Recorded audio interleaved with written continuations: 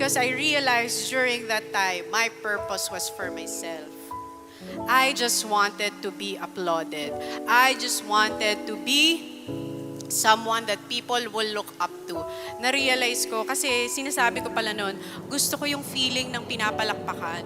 Gusto ko yung feeling that they adore you, they appreciate you. I was longing to be loved. I was longing to be accepted. I was longing to become a part of an industry na I thought who will love me back. And then it was at that time, nung 17 years old ako, nung buong-buo na talaga yung realization ko na, Lord, siguro hindi para sa akin to. Siguro kaya lang ako nandito kasi baka kung ano na lang yung will mo sa akin. Simula nung sinurrender ko kay God, yung desire ko, yung dream ko na makapasok sa showbiz, doon nagsimula yung big break ko, yung pagsigaw ko ng I love you, Piolo. Ewan ko naman, for some reason, pagsigaw ko ng I love you, Piolo, nagka-interest sa akin ng tape office noon. Parang sinabi na, parang natutuwa daw sa'yo si Vic Soto. Kukunin kang semi-regular host sa Itbulaga.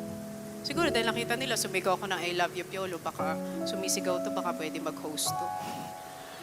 Ewan ko, hindi ko na rin alam bakit yun na naging basis siguro.